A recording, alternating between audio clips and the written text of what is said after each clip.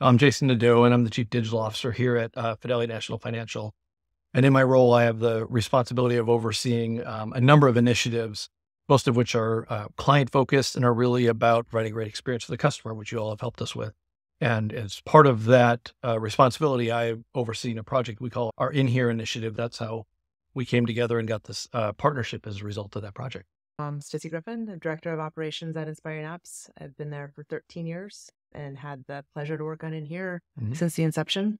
Tell us a little bit about how inHere came to be. When I came to Fidelity a little over 5 years ago, we realized that we were a very large Fortune 300 company with 52 different brands and thousands of offices around the country, but we had a very disparate approach to interacting with the customer, as you know.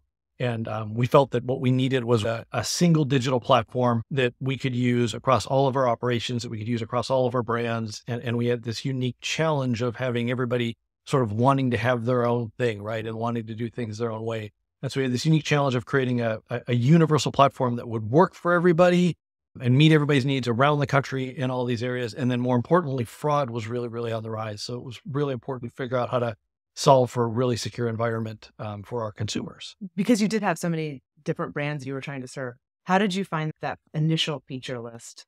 We started with really 2 or 3 driving initiatives. So the first was we had to figure out a way to be brand neutral, but yet you be unique, right? So we didn't want to have it be a snare where by taking away the 50 plus brands that we have in the organization, that these wonderful operations that we had were losing their identity. And we also wanted to make sure that it was a brand and an approach that in itself would be recognizable as we rolled it out, right? So you wouldn't just make it sort of plain vanilla and sort of strip it down.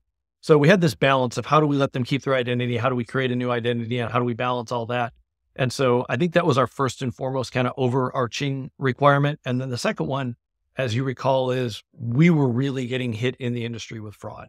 Fraud was a big deal. Consumers that were bringing money to their homes were being defrauded by hackers and fraudsters. And we needed to come up with a way to do all of this and create a secure platform. And what was a unique challenge about that for us is if you're a consumer and you're buying a home, you're interacting with so many different participants, right? You've got your lender and your builder and your abstractor. And then all of a sudden you're working with Chicago Title or Alamo Title or Tycor Title. And maybe you know that brand, maybe you don't.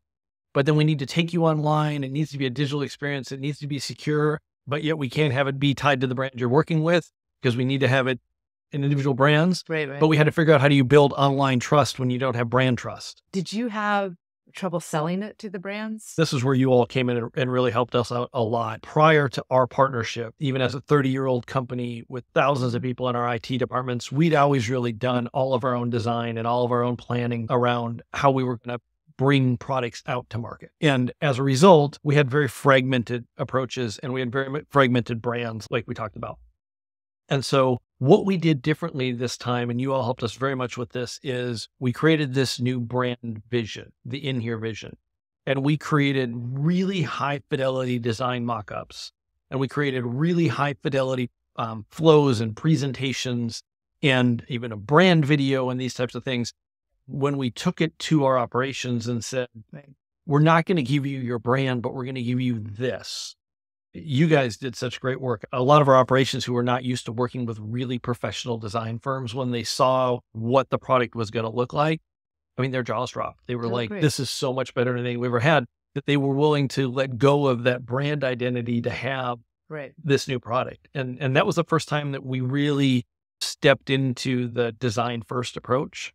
In the past, we were feature jockeys, right? You get 60 people in a room and then you put a spreadsheet up and you prioritize, what do you want? Oh, 57 people voted for number 13.